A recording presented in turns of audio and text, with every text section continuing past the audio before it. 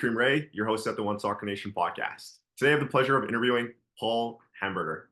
Paul, thank you so much for taking the time today. How are you doing? Hi, Kareem. Thanks for having me. Yes, very good. Thank you. Very good. So, can you please introduce yourself to our viewers? Sure. So I'm originally from Manchester. Um, my love for football started when I was young. My dad would take me and my brother to watch Manchester City, and I suppose my first season wasn't so great. We were 14th in the league and we lost the League Cup final. But it was the year that Dennis Law scored the infamous goal to send United down. So that's kind of sealed my support of Manchester City. And of course, it's been an amazing ride since then. So now I go to the games with my son. And so that's how I really started out in football. Um, Professionally, I actually started working with my brother in a business in the UK that supplied custom suits and ties to many of the Premier League clubs, and that put us in contact with some of the best players in the world and best managers, Sir Alex Ferguson and others, and that was an amazing experience. Um, and then from there, I actually moved completely away from soccer, or so I thought. I actually ended up in leading the marketing teams in some of the biggest telecoms companies in the world, and there I was in charge of kind of revitalizing brands and driving growth. And as part of those roles, actually, I was pulled back. So I was engaged in the sponsorship of Bayern Munich and actually in the UK in Everton and West Brom and a whole host of clubs in the UK on behalf of the companies I work for and even the World Cup. And and actually, it was at the Cricket World Cup that my company sponsored where I met Admiral and the owners of Admiral. And they were suppliers to the West Indies cricket team. And my company was the shirt sponsor for the West Indies cricket team. And so I had the opportunity to meet them and then, of course, to acquire the Admiral brand. And I suppose putting together that brand revitalization and my love of football, which I've had forever, it was kind of a great fit. So I guess that's my background, and now my partner and I'm really lucky to have a fantastic partner. We've tried to, we're trying to bring the brand back, and we've built a product which is really strong, and that's done in a factory that we own, and so it's an opportunity to sort of bring my love of football together with my business experience. So it's quite a journey. That's my background. Absolutely. Thank you for sharing. For the viewers that don't know Admiral, the brand yet, what is Admiral? Well, it's the oldest soccer brand in the world. It's most famous for supplying iconic teams like Manchester United and Tottenham and West Ham in the Premier League, and in fact, many of the English Premier League sides have worn Admiral. Um, the England national team, actually, not just the England national soccer team, but rugby and cricket as well.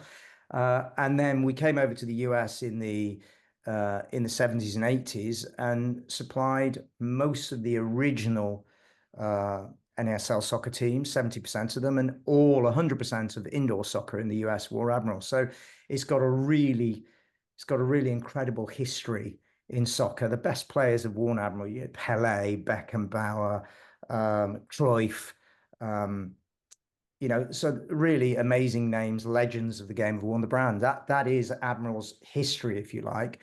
Um, and so what we've done is try to take that history and balance that with innovation. Admiral was always innovative. It was always a pioneer. That I don't know if you've seen there was a documentary produced about Admiral a few years ago, and it showed how we literally did the first replica kit deal, the first merchandise deal, actually with Leeds United, and then the first merchandise deal with England, and actually really created the replica merchandise market. So they were always innovators. They were first to put logos on jerseys and numbers and names and use dry fit fabrics, and they and at that time the industry followed them. Um, and so now today we obviously those things people expect in teamwear now. So now we're innovating through um, really sort of customized solutions. So we have something called Admiral ID, which is a piece of software that's proprietary to us, we've developed.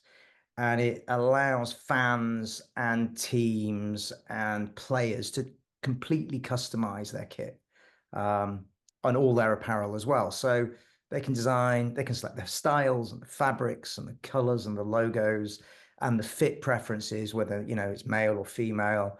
Um, and then they can send it all straight to production in our factory. So we're innovating today by making it a lot more cost effective. It's faster, it's more accurate, um, it's really good quality, and it's half the price of the traditional manufacturers, and doesn't have all those strings attached. There's not minimum orders and there's no stock limitations, and so and that helps us. That automation, if you like, and owning the factory helps us make it really reliable as well. Um, so I think what we've done is we've taken, you asked about Admiral, we've taken that heritage that Admiral has always had, and we've taken the innovation that Admiral has always had, and we've moved it to the next level of innovation. Um, and uh, and now we're doing that with clubs across the US and Canada and throughout North America, basically. And so we're able to bring that heritage brand and that leader in innovation piece together. That's amazing. I want to share the story of how I got first introduced to Admiral, but before that, I know in our day and age that we're living in 2024, and I'm a 2000, so we definitely really do appreciate customization and being able to add our little touches to that. So I know the importance of that, and how important that innovation is in this day and age. I don't know if I've shared this with you, Paul, or not, but the first engagement that I had with Admiral was when I was pretty young, maybe around the age of 6 to 8. My cousin Tashana Ray, she was a striker, played soccer. She's the one that inspired me to play soccer, and she used to wear Admiral. And I've seen that logo many times when I was younger. I've probably worn it a few times as well, and seen the clubs that you had mentioned, Manchester United, and a few other clubs that you mentioned, probably seen it back in the day on TV here and there, wear that brand on field. And Well, you would have seen teams like Seattle Sounders wear it, Tampa Bay Rowdies, New York Cosmos as well in the US. So yeah. yeah, I probably more so seen it on the UK side more than the US because I was more so watching, EPL, etc. Um, but to now connect with you, who's leading the way for Admiral, is such a unique. It's so cool to me. It's amazing to have this opportunity to spend time and ask you questions to share your story in Admiral. So yeah, just wanted to share that on the record. My first introduction to Admiral. How important would you say is the innovation that you guys have implemented now to the production that you guys have going on? Well, I mean, I think it's critical. Look, there are two things that are critical to us in our business. We own our own factory. That's quite rare. Most of the brands that you'll see in the US don't own their own factory. And even if they say they do, actually, they outsource it largely to Asia. Um, and of course, those brands, it's not so easy to move their manufacturing out of those factories. And as you know, with um, the recent administration or the administration change that's about to come up, then that I think we can expect probably a tougher line on manufacturing out of the Far East. So the fact that we are near shore, we're a hop from Miami basically, that gives us a real advantage. We've put a lot of effort in and taken a lot of time to build a really good factory. And what we've done in that factory is we've automated the process so that it's really easy for a club to design something live online, and then it seamlessly allows them to order online as well and have it directly delivered, if you like. So that integration is really important. That's taken a huge investment and time. Again, I've got a great partner who's led that project with a fantastic IT team. And it's not just a pretty front end. It really actually does some super cool stuff with kit. And you don't need any special design skills to do it. You can create a really unique kit pretty simply. So it means grassroots teams, schools, fans can create something we're not just talking about what others do, which is basically they produce in volume a blue or a red or a green or a whatever, an orange jersey over in the Far East. They bring it over here, hopefully, presuming there's no COVID and there's no shipping crisis, which there is at the moment, without interruption, which many brands, US brands in the US or brands operating in the US have had challenges in the last 12 months with that. We haven't thankfully suffered from that because we don't make it over there. And you know what we are able to do now is put in the hands of the consumer the ability to not just buy a boring template, but actually make something that's really relevant to them, and speaks about their culture or their club or their community in a different way. And so that's how we're using technology to really simplify that process.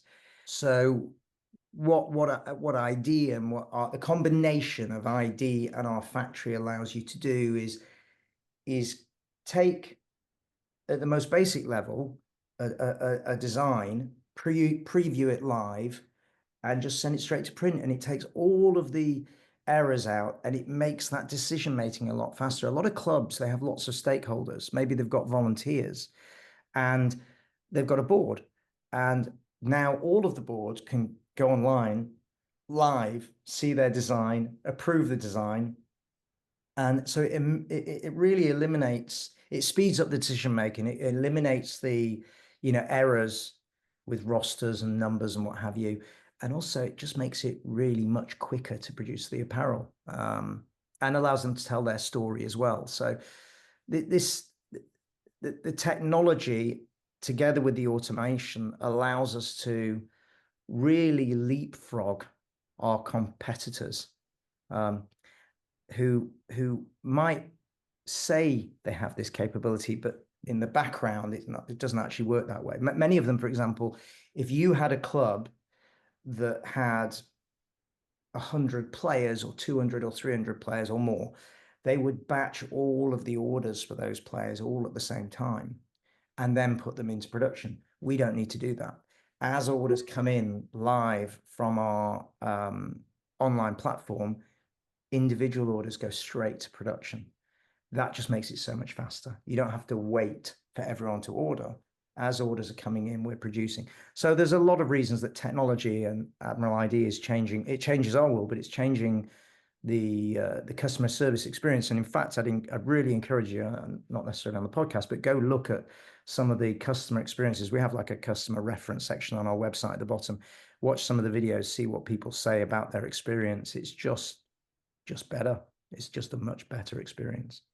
Absolutely. I'll also make sure down in the link in the description, guys, to make sure to check out Admiral. I'll make sure to ask Paul for that link as well to add it in. In regards to the technologies that you guys are using currently right now to be able to have a quick turnaround and to be able to do one piece or 20 pieces or 100 pieces at a time, is that technology that you guys have created in-house? Absolutely. We've got a tremendous team which has been built up over a period of time, and it's a tremendous knowledge base. And yeah, all of the technologies in-house. Our online store software has been developed over the last 15 years, and so has the capability for Admiral ID as well. So it's all in-house. We don't license the software from anyone. It's ours. So yeah, we're very proud of it. That's amazing. Paul, I want to share another story. So this is a recent one. Yesterday, I just had Matt Rosetta on. He's the chairman at North Sixth Group. They have a portfolio of multi-club ownership. They have 4 clubs, one in Italy, one in England, one in America. Brooklyn FC, you might know them. Okay. And he also mentioned, I'm missing another club, but he also mentioned that they acquired Diaza. Are you familiar with Diaza? That Yes. Yeah. So they recently invested into that, and he had shared why, and it was to have more control, quicker turnaround, et cetera, et cetera. I'm interested to know, is that something that you guys would be interested in working closely with clubs in that aspect, or more so having a arm's length reach with clubs? Do you see that type of collaboration happening soon or at all? So I think I think we have to clarify again the difference between our business and other businesses, because I think Yep. it is quite unique. We own the Admiral brand and we also own the factory. Other brands that you've spoken about, including Diaz, they don't own from all the way through the production process, all the way to the delivery to the customer. It is slightly different what we do.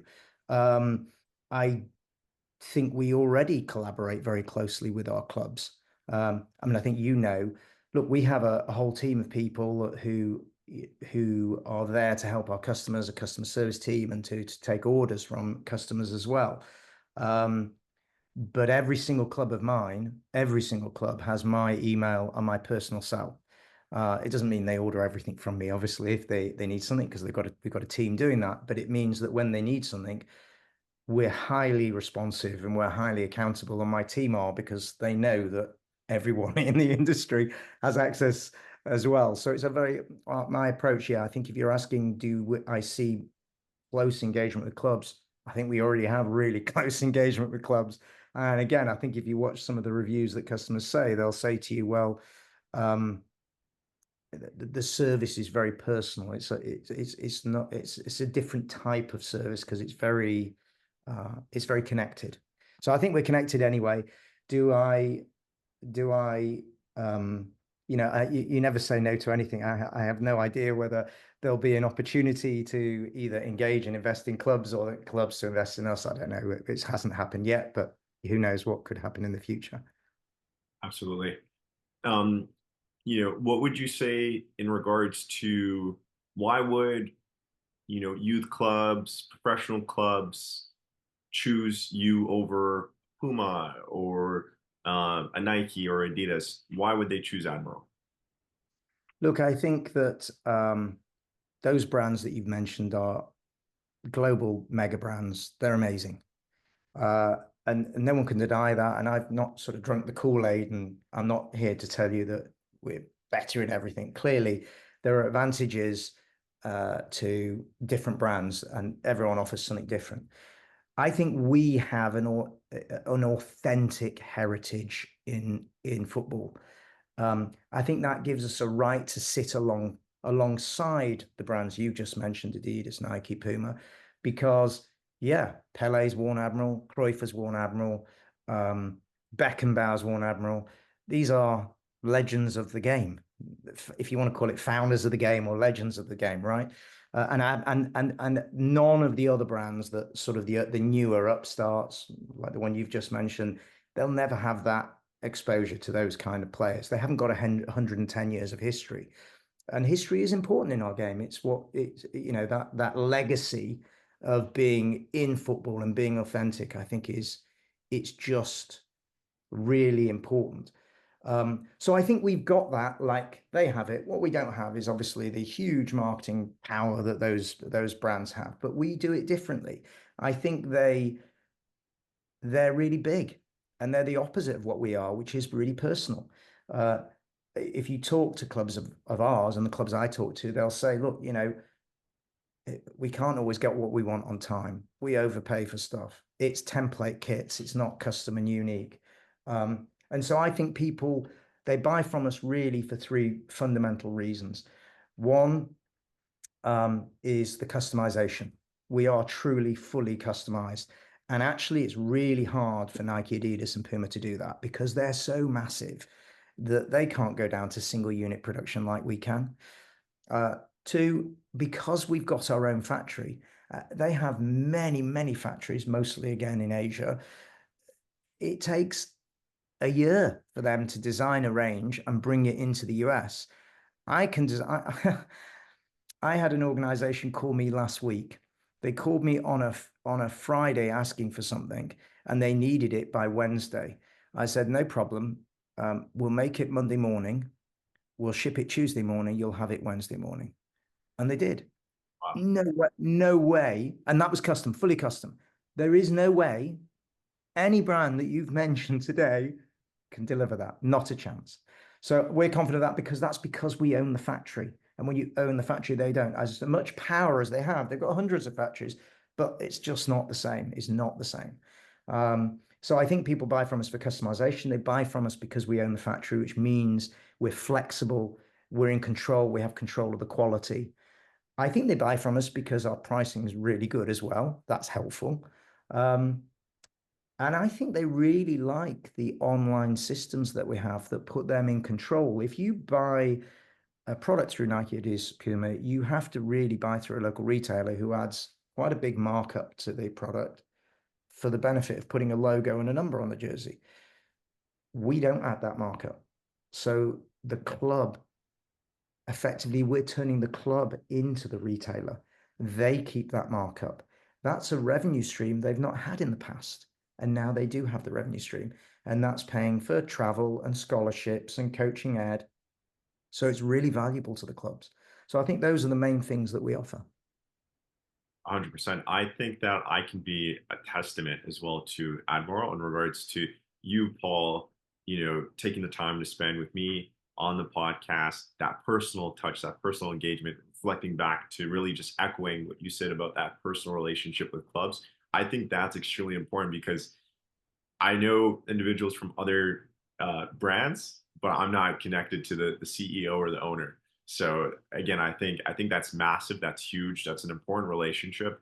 Um, you know, are you planning to keep it that way, or do you want to end up scaling the company, to a huge scale like an Adidas or Nike, or do you want to stay, growing your way that you're growing and still keep it personal? What I really enjoy about the business is is conversations with people who are in soccer. Um, when I talk to clubs and pick up the phone to them, very often they'll say to me, "Wow, I can't believe the owner or the CEO is calling me." And I'm like, "Well, I don't know why that's a surprise. This is my favorite bit of the job, to be honest. I really enjoy talking to soccer coaches, athletic directors, directors of ODP, PDP programs. Um, I love football. And so if you love the game, it's much more fun having that personal touch because that's when you get to talk to the clubs. For me, it isn't just about knocking out a kit, giving them something that's I really want to get under the skin of what makes that club tick, what's unique about that club. How can we really tell the story differently? If you go to our Instagram and look at what the work we've just done with the New Orleans Jesters, who are in the MPSL, or Corpus Christi in the USL2. They've just been given a professional license from the USL to go USL1. Their kits are really, really unique. They tell a story about those communities, and you can only find those stories out and only really create that level of totally unique kit by really being with the clubs and understanding them. So not just on the design level, when we do the photo shoots, with the jesters, and hopefully you'll get to watch some of some of those videos. Uh, I'm involved in them. I'm there. I'm with the coaches. I'm with the players as they're being filmed. I've met some of the young players that are going through the ranks, and it's great. That's my favorite part of the game. So I would love to keep my business kind of more personal and more approachable, and I think it is honestly, it's one of the main things that sets us apart from the big brands that I just think are a bit indifferent. And they'll say to you, well, you can have it in this color as long as it's the color we've got in stock. You can have it. And if your season starts on the 1st of September and we haven't delivered till the 30th of September, tough. I don't want to do that. I don't, that's just, I'd much rather not be in that situation, to be honest. So I like to keep it personal. Absolutely. I mean, I'm just like you. I love football. I grew up on it, soccer, so I love soccer. We call it soccer.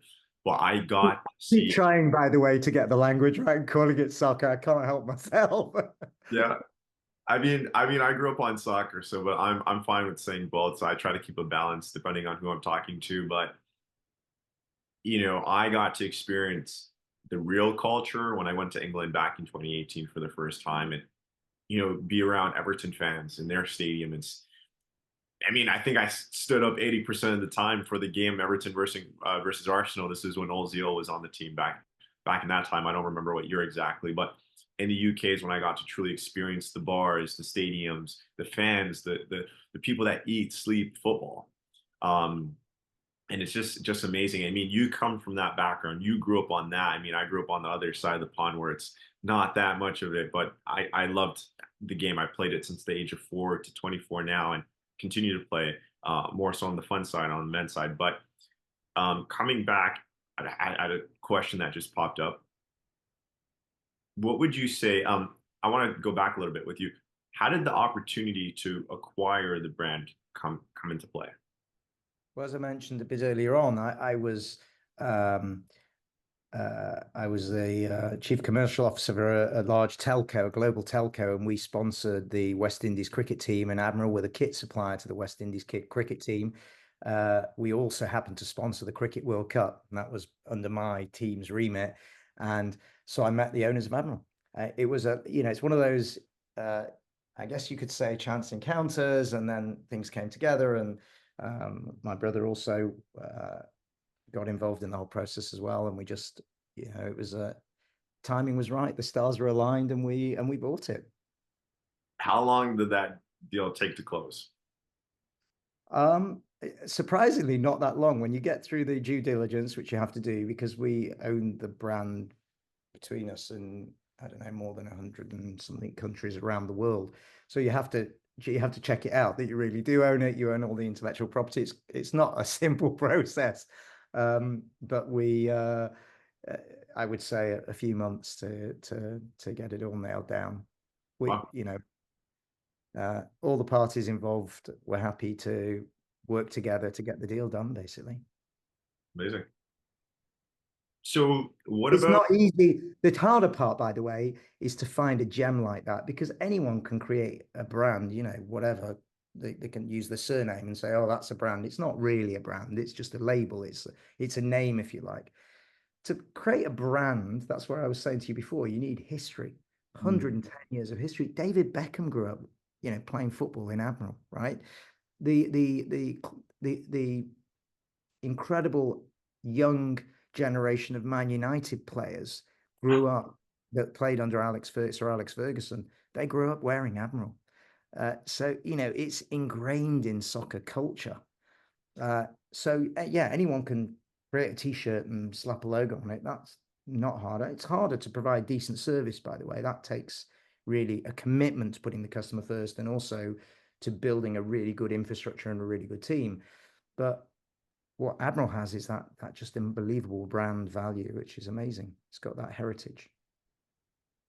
again, history, history, history. Yeah. 110 years. You can't And the make. US will build it, by the way. The US will build it. You were kind of doing yourself down a bit. Yeah, the UK is tribal. And it's ironic. I ended up buying Admiral, and Admiral were always on Man United, and our competitor brands were on Man City when we were on Man United, and I was never a Man United fan. I was always a Man City fan. So that caused me a challenge when I was buying the brand. And oh God, can I do this? I might have to wear a United jersey one day, and that's going to be really tough. But yeah, it's it really it's exciting to own it and be part of that now, be part of that history and bring it back. Did you end up wearing the Man U jersey or? Never. Yeah, I, Never. It's never been done. It's a I, color. As you can see, I'm wearing blue. I wear a lot of blue. I'm sorry. I don't want to put fans off. I do respect tremendously, and I think they've got an amazing club. And I go to United. I watch the games, and I was there to see them win the treble in Barcelona as well because, as I said, I love football. Um, and they were amazing in that game in that season. Well, it wasn't such a great game, but they were amazing to get there and to win the treble is an incredible achievement. Um, but no, I've never worn a Man United jersey. that's good. I'm so happy to hear that because It, it, I was it's gonna say tribal, right? I agree. I agree 100%. And Um, it will get like that in the US, as you start to see like, in LA, you've got the Galaxy and you've got the LA teams competing and you've got New York teams competing ultimately, but it takes time. And we've had 120 years of doing this and the US in the UK and the US has had less time. So it's going to build. yeah. Paul, what would you say? And I was just at Soccer X 2 weeks ago in Miami. I wish we could have met there. It would have been amazing. Um, Spoke to a few companies down in Soccer X. speak to a few companies online. A lot of European companies are coming down to the US. I mean, I want to get your perspective on that uh, from a soccer aspect, as well as you have Messi and a whole bunch of superstars, Suarez, Sergio Busquets, coming down playing with Miami. So what's going down in the US? Like, why did you choose to come to the US, and when did you come to the US? So I married someone who's a US citizen, so that helps. Yeah, About 20 odd years ago, I came to the US, uh, so quite a while now. I think the answer is really simple. It's nearly half of the worldwide sports market is the US. It's a single market, um, English and Spanish, obviously spoken as languages, but um, single currency, single market. Um, a massive sports market. I mean, the youth soccer market for soccer, you could add up the number of players in England, Spain, France, Italy, probably throw in Germany as well, and it wouldn't come to the total number of youth soccer players in the US. uh, Uh, so it's just a really big market.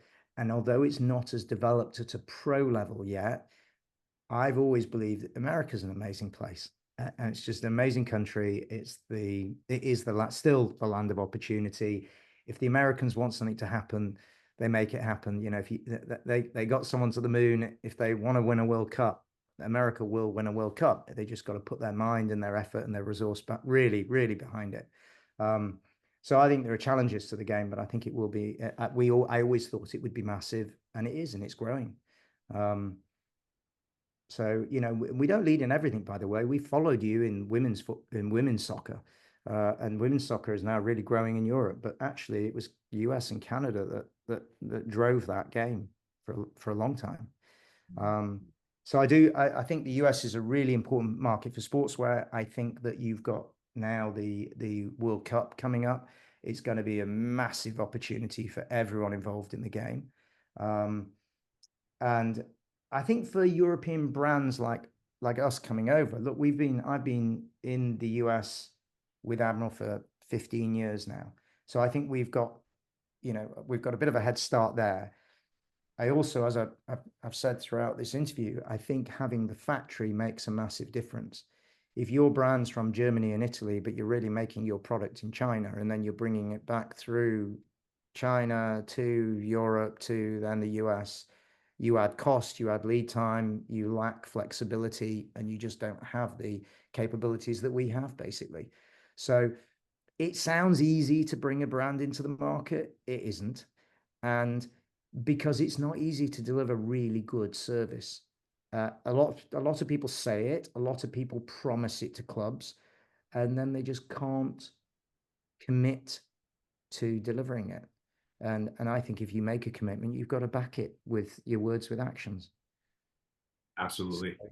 So I think there's a lot of brands, I don't worry about that. We've just got to focus on what we do and just continuing to deliver good customer service, and then hopefully the clubs that we have will tell other clubs about what we're doing. And we're never afraid when a club asks us, "Oh, how do we know that you're as good as you say you are?" It sounds like a sales pitch. Absolutely no problem. You can call any of our clubs. We'll give you names, numbers. You can don't even have to ask us. You call them yourselves and check us out.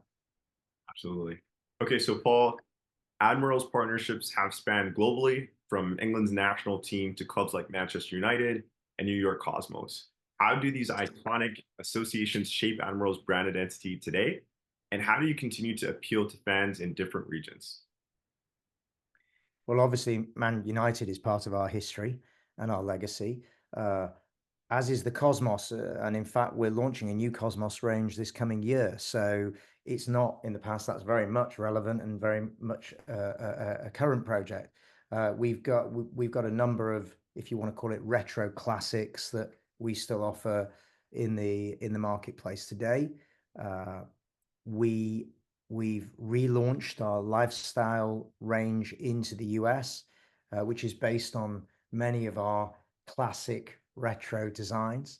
Uh, earlier in the year, the UK team did a fantastic job with the Bob Marley range in support of the One Love movie. And Bob Marley, as you know, was was a massive football fan, a massive soccer fan, and played the game. And when he was recording the Exodus album, was playing football in Battersea Park, and we recreated those. The UK team recreated those designs and made those available as a limited edition, and they sold out really quickly. So that's something that did really well. And they told the story of that by bringing back fans who were actually there watching Bob Marley play. So it's a great way to tell the story as well. And they also did the Rolling Stones jersey this year. They've done the Raytons, the DMAs, the Jam, the Style Council, all sorts of sort of music bands. So not just your sort of traditional soccer environment, but also move it branching into music. We're doing the same over in the US market. Just recently, we had, and I can't say who it is because we've not launched the jerseys or announced it yet, but a couple of musicians, and this will be launched in the next month or so, who literally themselves designed their own jerseys and their own apparel range on our Admiral ID software. They had a blast doing it. We filmed them doing it, and then we made it for them. And of course, a couple of the jerseys they have, there's only one of them. It's beyond limited edition. It is unique. It's a one of a kind piece. And they're just blown away by the fact that they can do that, right? Nobody's allowing them just to make one of a kind items. And that's what we're doing. And that's what we can do with Admiral ID. So we'll have more of those partnerships. You'll see more of those, both music partnerships, sports partnerships, partnerships with individual athletes, and influencers as well, who just want to create something really unique and wear it. I mean, the football culture in fashion is growing. You're seeing brands like Louis Vuitton collaborating hugely with big clubs like PSG, etc. Um, and Rolling Stone's huge. Bob Marley legendary as well. I mean, I'd love a piece as well, and looking forward to wearing Admiral and future podcast interviews that I do. You know, there's so many soccer tournaments, events that are coming into the US. You got the 2025 FIFA Club World Cup. You got the 2026 World Cup hosted by Canada, US, Mexico. You got the Olympics that's going to be hosted in LA, and then possibly a 2031 US Women's World Cup. So lots of football being played in US. What are your thoughts on this, and what is the impact that it's going to have on Admiral?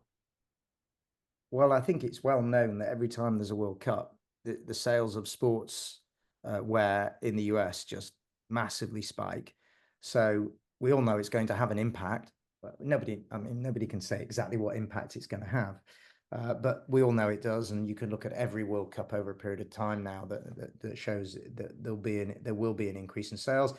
More importantly, there'll be an increase in interest in the game, and you'll get young people coming into the game. We're a grassroots brand. Whilst you might not see us on MLS teams, we're at the grassroots.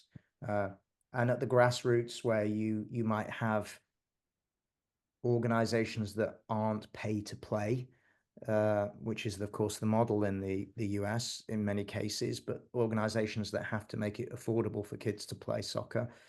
We're able, because of our factory, to be more efficient in our pricing and support all of those recreational leagues, development leagues, if you like, supply kids from 3 all the way up. We're not just focused on selling $250 cleats, and taking money out of mum's pocket. What we'd actually like to see is more kids playing the game, so we make it affordable for people to play the game and get engaged in the game. And I think if you see a spike in interest and you deliver good quality product and you make it affordable, that's where we'll grow, and that's what we're doing. How do you guys make it affordable? Like, well, look, it's a combination of a few things. Again, if you're making in a third-party factory in China or yep. Pakistan, which is where some of the brands that you said make product, first of all, that factory will make a profit on you. Then there's a natural import duty into the US. Then a few years ago when Trump was last in as president, he put an extra 15% import duty on. So it's 50% import duty on product. Well, we don't have any of that. So we don't have a third party factory margin. We don't have the import duty. Then organizations sell through retailers who add another 40, 50%, let's say. And all of a sudden the cost has just gone, it's exponentially, crazily expensive for parents. And then there are brands that say, well, we're going to change our designs every 2 years, which forces a parent to have to rebuy kit, even if their child fits into the kit. We just don't believe in that. We don't believe I believe that's dishonest. And so we say to our clubs, look, you keep your kit as long as you want to keep it. I would rather have a club stay with me for longer than force the club to buy every year or every other year so that I can make more money, because it's much better reputationally to to have an honest relationship with a club and not force them to buy things. We don't force clubs to buy things. So I think we are very different to those clubs because their whole way they do business is based on trying to get the cheapest product out of the Far East, bring it in, and most of the other brands copy them. When I came into the market, I looked at what all those brands did and said, well, how can we do exactly the opposite of what they did? Oh, none of them own their own manufacturing. Right, well, we're going to own it. None of them are local. Right, we're going to be local. None of them are almost 100% online and direct to market. Right, that's what we're going to do. And what that does is it just cuts out all of that fat, all of the money. And brands traditionally have sort of massively inflated prices on jerseys in order to give notional allowances back to clubs, which are really garbage. It's really a con. They give this allowance. Actually, it's the club or the parents paying for something, and then something is given back to the organization. But really, it's not free. There's no such thing as free. It's just the club themselves will pay for it. We don't do any of that. We cut all of that garbage out of the way. And I like to think we're just honest and transparent about how we do it. And that's because we own the factory. And then Admiral ID allows us to be much, much more efficient and faster in getting it because it literally automates everything. Even the cutting, when we print the jerseys, that's done, it's computerized. When we cut the fabrics, it's cut by laser cutters. It's all computerized. So it's faster, it's more accurate, it's more efficient. And that way we can deliver a much more cost-effective product. It is very fair to say that the kits that I provide to recreational clubs across the US are half the price of most of the brands, and the fabrics are no different.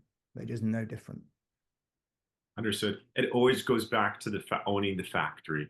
That's what I picked That's up. the Yeah. that's the magic sauce, and it's not easy to do. So you might think, oh, well, why don't the others just do it? Well, the if you want to call it the big three, they're just too big to do it. And the other brands, it takes years to get a factory right. I mean, our staff, we didn't we kept our staff trained through COVID. We kept people, we kept those staff. So, many of our account managers have been with us for many years, all the way through COVID, even when the game stopped in the US and players weren't playing. And so therefore they weren't buying kits. We kept the team, if you like, our team together because we knew it would come back. We had faith it would come back, and we knew that the game in the US would bounce back and kids would want to play the game again. And that's important because that retains the consistency of quality of what we make as well. I don't think the others can say that. Yep. I mean, Paul, I'm so interested to continue to learn more from you and to learn more about the brand. Because I mean, after our first conversation, I've already started to learn a little bit about sponsorship, how that works, uh, and kits are important, an aspect of the team. Fans wearing jerseys, the players wear the jerseys. I've even looked into how color plays an aspect to on the pitch. Red's a more aggressive color versus like a white or a blue. So there's so much that goes into creating kits, apparel, putting kits or applying, providing apparel for staff. So there's so many things. I mean, I know we're coming up towards the end here, but could you mention some of the clubs that you're working with currently right now in the US? Look, I mean, we've got a lot of clubs across the US, many, many hundreds. So it's hard to mention. Look, I've mentioned a couple already, actually. I suppose we have clubs in leagues across the NPSL, the USL, the UPSL, the WPSL. Those are all leagues. Obviously, the MLS is unique to one brand, and and no other brand is in that league. So not there. But we've got like hundreds of clubs. And by the way, we don't just supply soccer. We're a multi-sport organization. We supply basketball organizations. We supply rugby. We supply lacrosse, volleyball. So we supply a number of sports and supply custom-made uniforms across the sports. So it's hard to tell you because there's just literally hundreds. And we do it not just at a grassroots level. We do it with leagues and associations, with semi-pro teams, with adult teams. I guess a really good example, a very recent example, is our partnership with the Jamaica Premier League. So that's the top level of pro soccer in Jamaica. It's an amazing league run by a really good bunch of people, with some great talent and some great players there. And every single one of the 14 teams in the Jamaica Premier League play an Admiral product. And their academy teams play an Admiral. And then the youth leagues below that play an Admiral as well. So if you're in Jamaica and you're involved in soccer, you cannot, Admiral's it. We are the brand. And they're the number one rated pro league in the Caribbean. They're sort of top 10 in CONCACAF. They regularly play in the CONCACAF Cup against MLS teams, and they perform. Don't always win, but they definitely perform and they compete. And Admirals this year made some really, again, go on, have a look at our Instagram, made some really cool kits that tell the stories of all of those clubs. Because we're storytellers and we try to bring to life all of the communities and the people, the staff, the coaches. We tell fan stories, player stories, and because that's what it's all about. The game is all about the people involved in the game, right? So we want to tell their stories, and that's what we've done with the Jamaica Premier League. So that you asked, there's a great example, and we have other leagues like that as well that we're partnered with. So, and we'll be doing more of it this coming year. Looking forward to it. I love Jamaica. Jamaica's heaven on earth to me. I'm looking forward to future collaborations. As you see, One Soccer Nation in the back, we're blank. We don't have no brands yet, or for Yeah. our future You've club. got to have Admiral on that next time. Yeah. So, Paul, definitely looking forward to future collaborations. I'm excited to see what the future has in store and to continue learning from you and building our relationship. Beautiful. Um, Thank you very much. It's a real pleasure talking to you, and it's great talking about the game that we both love. Absolutely. For all our listeners, potentially club owners on the youth side or pro side that are listening into this interview, where's the best place for people to reach out to you on? Well, you can go to admiral-sports.com. That's our website. You can also call us. We have a toll-free number, which is 888-646-6822. And one of our team will be absolutely delighted to help you. And of course, whoever's out there listening, they can get hold of me on LinkedIn as well. And I'm happy to respond to anyone that connects with me. I'll also make sure to add everything down below in the description to make it easier for you guys to get in contact with Paul. Paul, once again, thank you so much for taking the time for being on the One Soccer Nation podcast. It's a pleasure. It's really good to meet you.